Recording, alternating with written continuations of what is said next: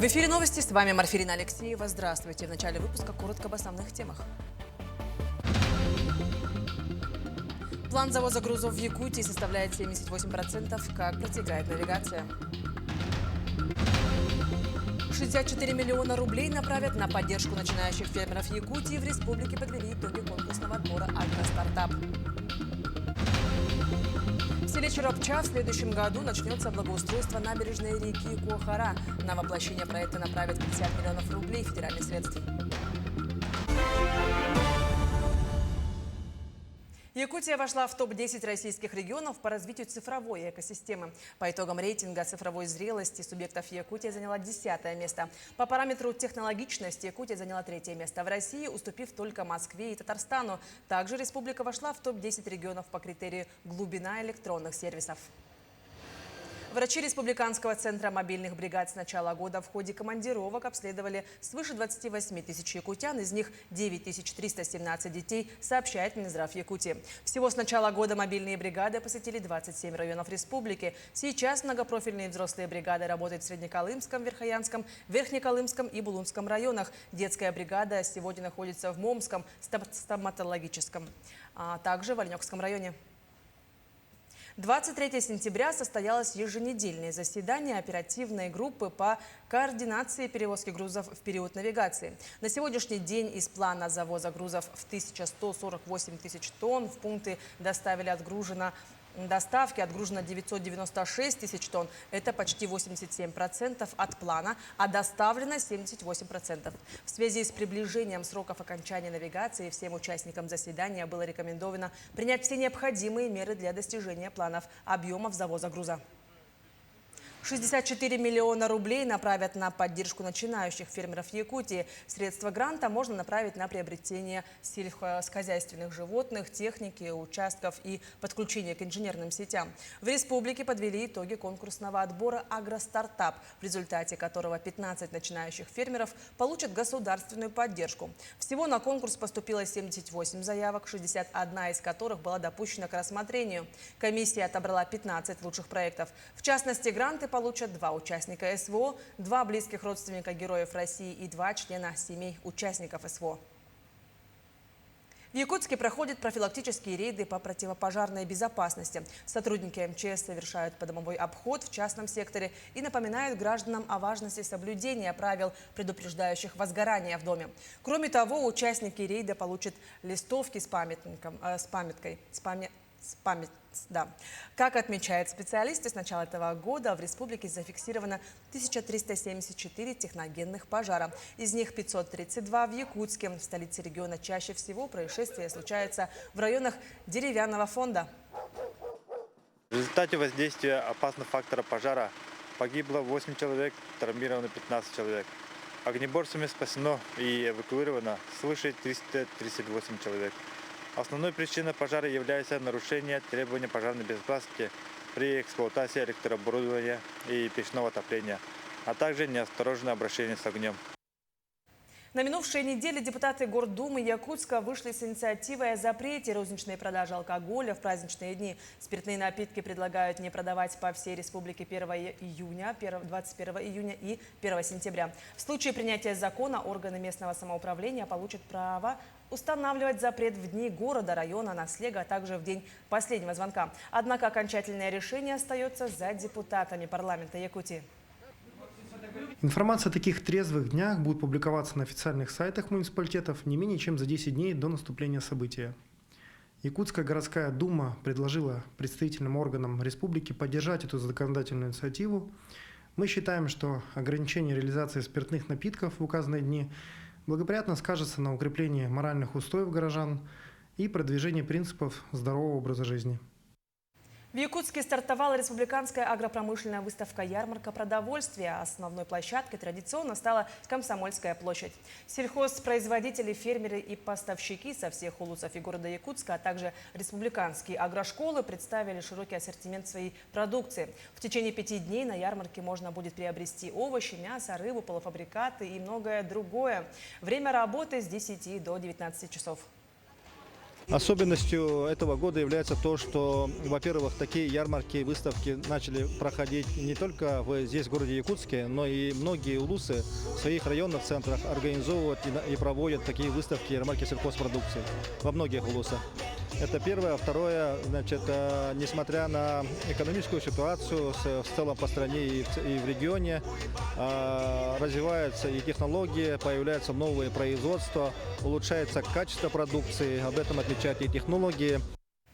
В Нюрбинском районе работают врачи-сурдологи Республиканской больницы номер 1. Врачи-сурдологи прибыли в Нюрбинский район для медицинского осмотра населения по приглашению Нюрбинской ЦРБ. Специалисты проводят исследования для выявления различных патологий органов слуха. Преимущество этого обследования в том, что с помощью современного оборудования можно обнаружить нарушение слуха даже на ранних стадиях. Это позволит приступить своевременно к лечению и реабилитации. В первый день приема к врачам-сурдологам обратилось более 60 жителей Нюрбинского района. Проверяем слух на аудиометре. Это именно острота слуха, проверка слуха называется именно. И отоакустическую эмиссию проводим. Вот на 2 оборудования работаем, обследование проводим. И вчера более 60 человек было, сегодня 2-й день. Люди приходят по записи, заранее записывались. И у нас на 2-м этаже проводится настройка слуховых цифровых аппаратов бесплатно и подбор, конечно же, слуховых аппаратов. В столице республики прошла акция «Видимо-невидимо», направленная на выявление уровня плохого холестерина. Пройти экспресс-анализ и получить медицинскую консультацию мог каждый желающий. О подробностях проведения акции расскажет Анастасия Пуляева. Более 360 тысяч жителей Республики Саха-Якутия страдают от заболеваний сердца и сосудов. В группу риска входят люди с наследственной предрасположенностью, сахарным диабетом, а также пожилые. Повышенный уровень холестерина является неотъемлемой частью развития сердечно-сосудистых заболеваний, так как повышенный уровень холестерина он приводит к атеросклеротическому изменению стенок сосудов, которое приводит к атеросклерозу сосудов. Акция «Видимо-невидимо» направлена на профилактику сердечно-сосудистых заболеваний. В ее рамках каждый желающий мог сдать экспресс-анализ, проверить свой уровень холестерина и при необходимости получить консультацию специалистов. Повышенный холестерин, то есть выше 5 миллимоль на литр, среди нашего населения составляет более 58%. Если по холестерину липопротеидов низкой плотности, так называемый плохой холестерин, который как раз и является фактором, вызывающим сердечно-сосудистые заболевания, таких людей у нас более 68%, даже выше 70%. Участники акции получили не только результаты своих экспресс-тестов, но и четкие инструкции касательно того, как сберечь свое здоровье. Обследование прошли более 350 человек, а повышенный уровень плохого холестерина был выявлен у 38%. Они наблюдаются у нас в липидном кабинете, и мы их ведем, консультируем и также лечим, высокотехнологическую медицинскую помощь оказываем. Организатором акции выступил Фонд борьбы с инсультом ОРБИ. Такую практику они планируют продолжать. А узнать подробнее про риски можно на сайте холестериск.рф. Имеются противопоказания, необходима консультация со специалистом. Анастасия Пуляева, Диустан Иннокентьев, Якутск. В селе Чурапча в следующем году начнется благоустройство набережной реки Куахара. На воплощение проекта направят 50 миллионов рублей федеральных средств. Набережная речки Куахара находится прямо в центре села, недалеко от нового жилого квартала и различных учреждений. Из-за близости федеральной трассы Колыма эта территория привлечет внимание не только местных жителей, но и туристов. Здесь создадут удобное пространство с разными площадками, входной зоной со стеллой, похожей на СРГ, пирсом графика, автостоянкой, зоной кафе с теплыми павильонами и открытой террасой, смотровой и фонтаном, событийной, игровой и спортивной зонами. В горном улусе села Берджигистях уже во 2-й раз проводится улусное мероприятие. Все вопросы в одном месте. Единый день поддержки для участников СВО и их семей. Встреча проведена в формате индивидуального консультирования, также групповой встречи с женами, матерями, детьми и другими близкими участников спецопераций. Прием ведут специалисты из местных организаций, психологическим центром «Пси-сфера» города Якутска. Мероприятие планируют проводить каждый месяц. Сегодня принимают участие на этом мероприятии представители Горной центральной районной больницы, Улусного военкомата, Центра занятости населения, Управления образования, Управления сельского хозяйства, Центра психологической поддержки молодежи и семей, а также администрация сельского поселения Бердикистяхский наслег, администрация Улуса. Члены семьи приходят и в одном месте решают все свои вопросы.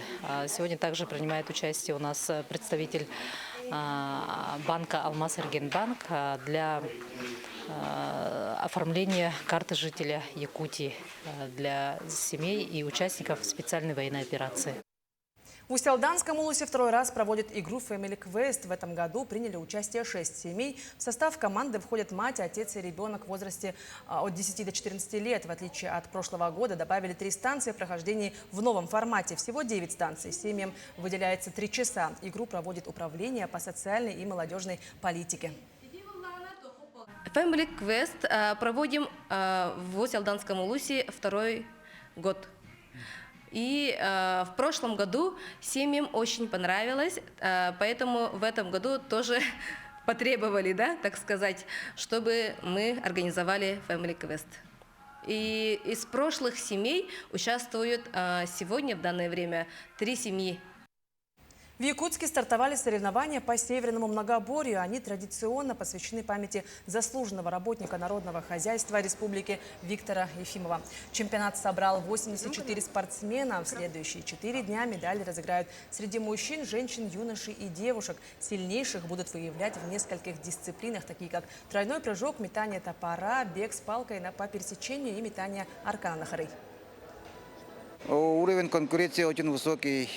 У нас чемпионы России и призеры, рекордсмены участвуют, как Комаров Эдуард, рекордсмен России по нартам. В нартах конкуренция очень большая будет. Турнир проводится с 2014 года. Сперва был республиканский, потом межрегиональный, и с 2023 года Дальневосточный федеральный округ. Заповедник Медвежьи острова может быть номинирован в список наследия ЮНЕСКО. Эта территория претендует на включение одновременно по 2 критериям – природному и культурному, что станет первым подобным случаем для России. Культурная ценность островов была подтверждена в ходе серии археологических экспедиций.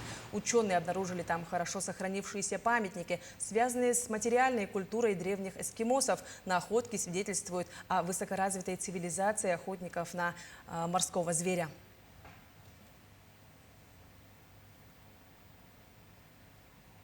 Это были все новости к этому часу. До встречи в дальнейших выпусках.